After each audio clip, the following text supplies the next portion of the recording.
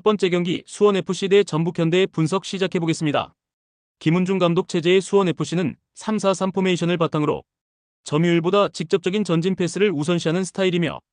루안과 안데르손이 전방에서 빠른 템포 전환을 주도하고 있으나 수비라인과 미드필더 간 간격 조정이 원활하지 않아 후방 전환 시 커버 범위에 문제가 생기고 있고, 특히 측면에서 이용이 나서고 있는 우측 풀백 라인은 기동성에서 밀리는 장면이 자주 발생하며 역습 시 전개 차단에 어려움을 겪고 있다. 거스 포획 감독의 전북은 4-3-3 전형을 활용해 중원부터 압박을 강화하는 운영을 가져가고 있고, 전진우는 최근 박스 바깥에서의 드리블과 전방 침투, 크로스 타이밍에서 탁월한 움직임을 보여주고 있으며, 콤파뉴는 이를 연계받아 문전에서 마무리를 담당하고 있고, 김진규는 탈압박과 전개 템포 조절을 동시에 수행하며 상대 중원을 흔들어 놓는 동시에 후방에서 공을 운반하는 역할도 소화 중이다. 전북은 전진우와 김진규 중심으로 빠르고 정돈된 전개를 반복하며 기동력에서 밀리는 수원FC의 약점을 측면과 공간 침투를 통해 직접 공략할 수 있고, 경기 내내 체력과 압박 유지가 필요한 수원 입장에선 후반 들어 점점 흐름을 놓칠 가능성이 높고, 이 경기의 승부는 결국 스피드와 반응 속도 차이에서 갈릴 전망이다. 두 번째 경기 서울이랜드 대 경남FC 분석 시작해보겠습니다. 서울이랜드는 기본적인 4-4-2 전형을 통해 라인 간격을 유지한 후 빠른 역습 전개로 상대 뒷공간을 노리는 패턴을 완성도 높게 수행하고 있고, 특히 에올레르는 중간에서 공을 잡고 상대 수비와 미드필더 간의 간격을 침착하게 파고들며 박스 안쪽에서 슈팅 혹은 키패스를 공급하는 능력이 탁월하며, 아이데일과 조상준도 연계와 측면 지원에서 활발한 움직임을 보이며, 특히 상대가 공간을 비운 순간을 정확히 공략하는 집중도가 높고, 김도균 감독의 조직적인 압박 구조 아래 라인 간격이 잘 유지되며 경남의 구조적 약점을 집요하게 파고들 준비가 되어 있는 상태다. 경남은 4-2-3-1을 기반으로 볼 점유율을 끌어올리려 하지만 수비와 중원 간 간격이 벌어지는 문제가 지속적으로 노출되고 있고, 특히 수비진이 라인을 내리면 미드필더와의 협력 방어가 어려워지고 공격 전개 시에는 미드필더의 커버가 느려 상대에게 이선 공간을 내주는 치명적인 허점을 반복 중이며, 폰세카와 카릴레의 개인 기량은 준수하지만 상대가 공간을 열어주는 것이 아니라면 조직적으로 유기적인 공격 전개가 어렵고, 이의룡 감독이 수비 안정화를 위해 중원 배치를 조정하겠지만 현재까지는 실전에서 효율적인 대응이 나오지 않고 있는 상태다. 서울이랜드는 에올레르의 날카로운 침투와 빠른 전환 전개로 경남의 구조적 약점을 정확히 공략할 수 있는 구조를 갖추고 있으며, 경남은 수비 간격 유지를 반복적으로 실패하며 결국 실점을 허용할 가능성이 높은 상황이며, 이번 경기는 전술 균열을 제대로 활용할 수 있는 서울이랜드의 승리가 유력하다. 세 번째 경기 천안시티즌 대 충북청주 분석 시작해보겠습니다. 김태환 감독이 이끄는 천안시티는 4-4-2 포메이션을 활용해 라인 간격 유지를 기반으로 제공권과 빠른 전개에 집중하는 팀이며, 툰까라와 펠리페는 전방에서 타겟 역할과 공간 침투를 병행하며 이정엽은 중간 연결과 이선 연계에서 중요한 고리 역할을 수행하고 있고, 특히 세컨볼 회수 이후 빠르게 전환해 찬스로 연결하는 구조에서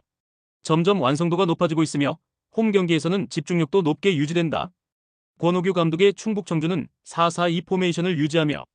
전술적 안정성을 우선시하나 전체적인 템포와 압박 강도는 떨어지는 흐름이며, 서재원과 송창석은 왕성한 활동량을 기반으로 중원을 커버하지만 포백과 미드라인 간 간격 유지가 흔들리며 수비 전환 타이밍이 늦는 문제가 반복되고 있고, 측면 플레이도 단조로운 구조로 인해 공격 루트가 제한되며 전방으로의 전개가 매끄럽게 이어지지 않는 약점이 존재한다. 천안시티는 제공권과 전환 속도를 활용한 공격 구조가 잘 정돈되어 있으며, 충북청주는 반격 대응과 간격 유지에서 여전히 구조적인 불안이 크고, 이번 경기는 전개 완성도와 조직력에서 앞선 천안시티가 우위를 확보할 가능성이 높은 매치업이며 홈 승리를 강하게 추천한다. 네 번째 경기 충남 아산 대 안산 그리너스 분석 시작해보겠습니다. 배성재 감독의 충남 아산은 4-2-3-1 포메이션을 바탕으로 중앙 밀집과 수비 안정화를 최우선으로 운영하는 전술 기조를 유지하고 있고, 강민규가 중원에서 볼 배급과 템포 조절을 맡고 있으며 한교원과 아담은 이선에서 간헐적으로 박스 안진입을 시도하지만 전체적으로 공격 템포와 패턴 다양성이 부족하여 득점 기대값이 낮은 흐름을 반복하고 있고, 수비적으로는 라인을 견고하게 유지하며 실점 억제 중심의 대응에 집중하고 있다. 이관우 감독이 이끄는 안산은 3-4-3 전형을 기반으로 역습 타이밍을 노리는 전개를 구사하지만 공격 흐름이 끊기는 장면이 자주 연출되고 있고,